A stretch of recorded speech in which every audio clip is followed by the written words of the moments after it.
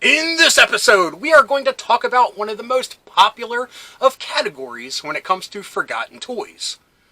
Mostly because I took an extended break and I need the views. So, stick around.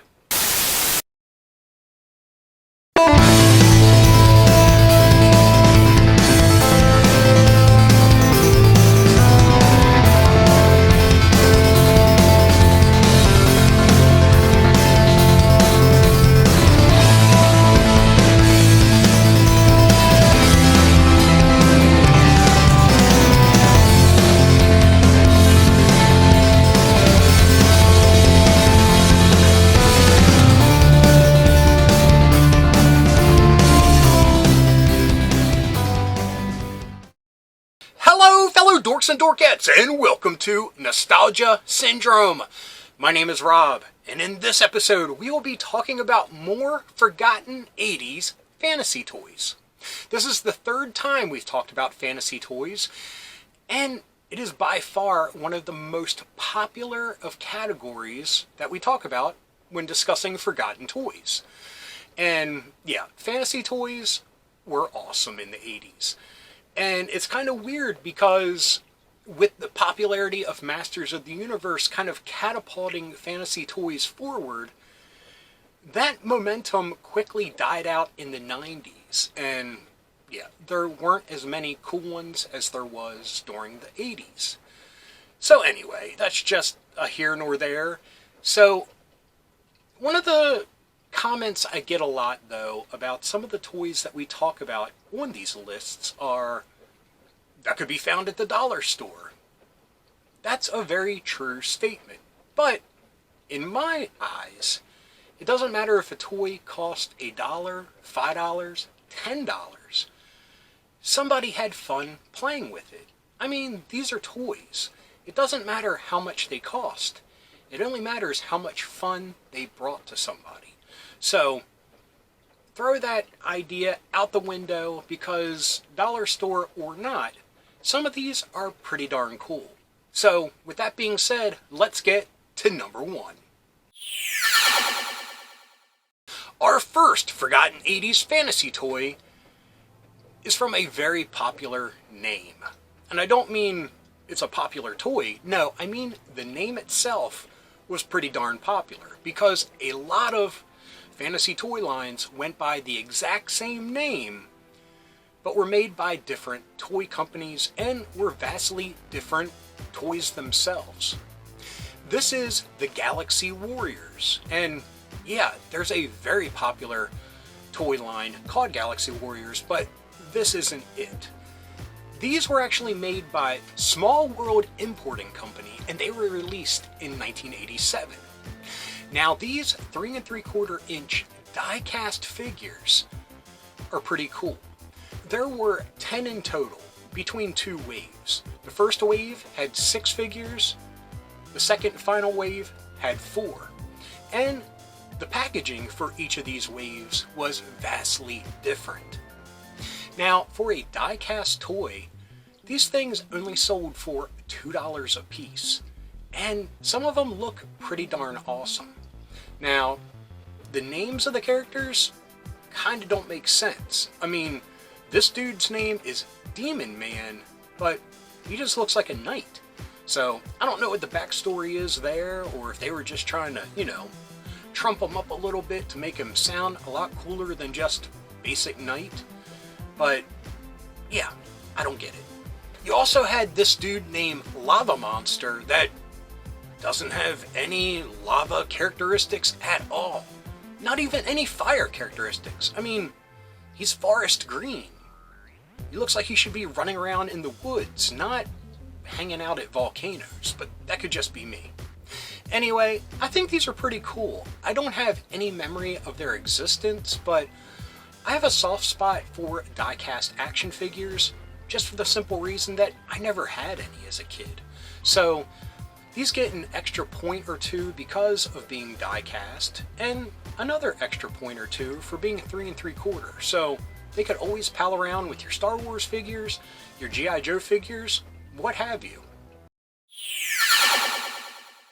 Our second forgotten 80s fantasy action figure line comes from Mannix. Now, I'll go on record and say right now, I know absolutely nothing about the toy company Mannix. I do know that they are notorious for using designs of figures that we've seen from other companies. We have seen them put out the exact same figures under different names. But this one is kind of weird, and I wonder if these two companies are the same, because these figures are exactly the same. From the names of the characters, all the way down to the colors, the molds, everything.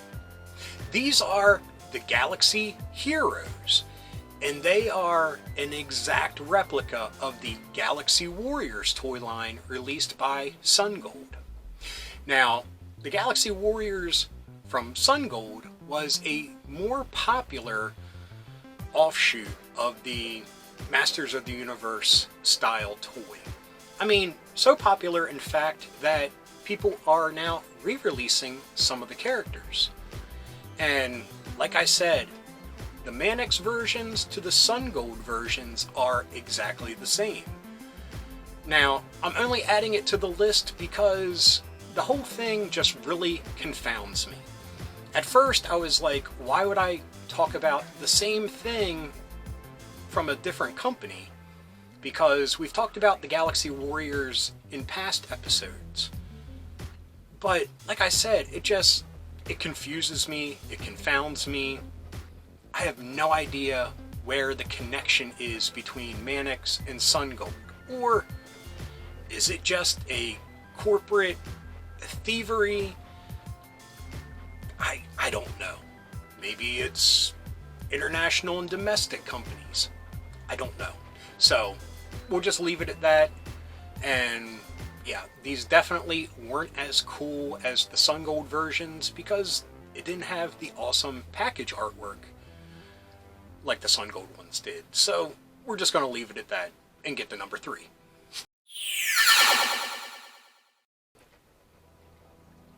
Why do I do this to myself? Why? I'm trying to run a respectable YouTube channel here. Why am I doing this? This is the problem with just throwing fantasy toy line names in a hat and just drawing them out for the episode I have planned.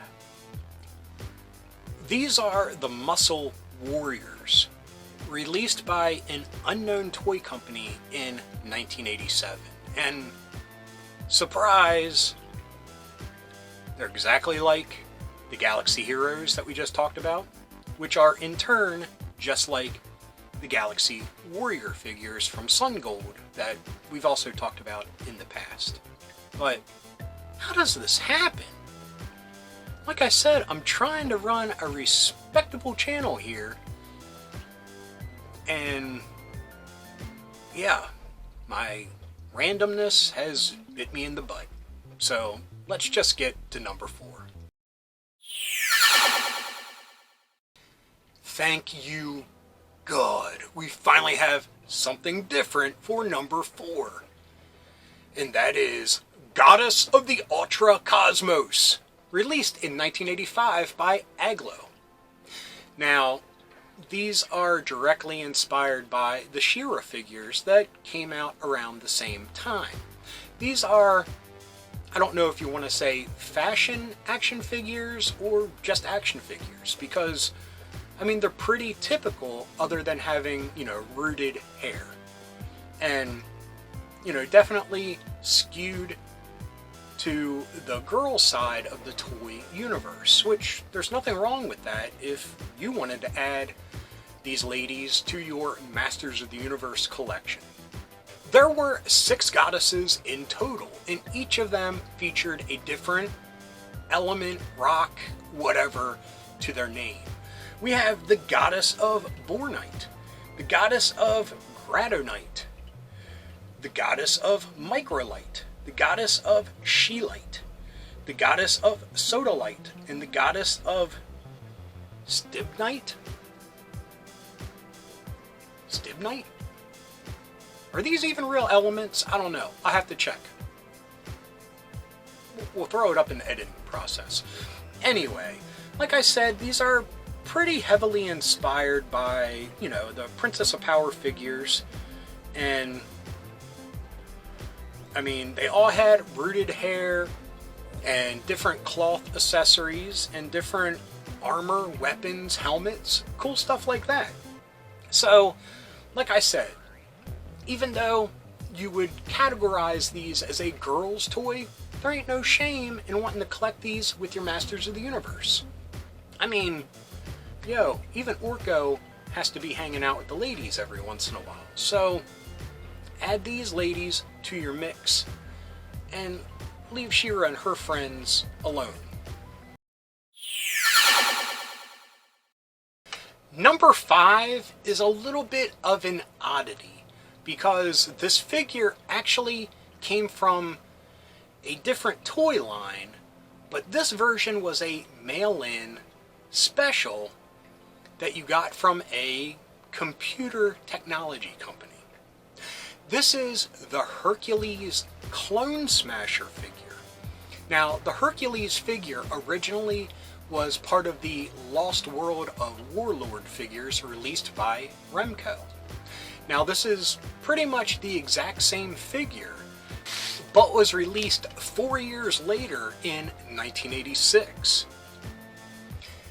Now, I mean, it's a decent figure. I love the Remco figures, especially the Warlord figures. I mean, they were spawned from the DC Comics series of Warlord, and it featured different fantasy characters that DC had at the time. So, it's a really cool toy line for 1982 when it originally came out. Now, this, which was released in 86 as a mail-in special, like I said, has some really interesting text on the packaging. And I'm sure this is computer jargon for somebody, but for me, I think it's kind of lost in translation. But let me just read this to you. Under the picture of Hercules, it says, instructions, remove plastic, insert special Clone Smasher club into Hercules hand grip, lay clone graphics card at Hercules feet, because Hercules technology made graphics cards.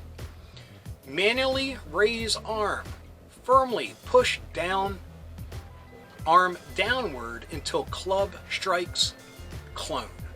Repeat 128k times. Piggyback clones may require additional smashing. Consult manufacturer. So, I assume Hercules Technology was taking a stab at their competitors, which they thought were ripping them off. Now, Hercules Technology, which was founded in Hercules, California in 1982, is a now defunct computer parts manufacturer. They went belly up in 1998, and they were known for their graphics cards at the time for different PCs and Macs that were on the market. So, like I said, I think this is a really interesting oddity in the whole fantasy toy world. I think this is an oddity in the Forgotten 80s fantasy toy world because, I mean, it's a great fantasy figure that was done as a mail-away special for a computer company. And the computer company wasn't named after the mythological hero Hercules. No, it was named after the city Hercules, California.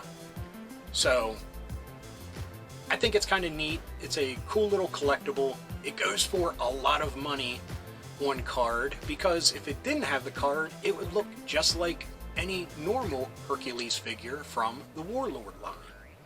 So, yeah, neat little oddity. Anyway, we're going to wrap things up. Okay, folks, not a great way to jump back into the swing of things with so many, we'll just use the term, clones of each other. I mean, two of these toy lines are the exact same figures made by different companies under different names and made of different qualities. It's crazy. I mean, the 80s was the Wild West when it came to the toy industry. And I think that's one of the things that just makes it so special for that time period. You don't see that much nowadays. I mean, even stuff that's sold at the dollar store or Big Lots or Ollie's try to separate themselves from the pack by being unique. So back then, they didn't care about breaking away from the pack. They just wanted a pack of bills, dollar bills. So anyway, apologies for jumping back into the swing of things with this crazy list. But I hope you enjoyed this episode. If you did, please give me a thumbs up. If you got something to say, please leave a comment. I love reading them, and I love getting back to everyone. And if you're new around here and you enjoyed this or any of the other episodes that YouTube is recommending down here, please hit subscribe. And if you hit that little bell icon, you'll be notified whenever there's a new episode. So anyway, until next time, thanks for watching. Keep being rad, stay dorky.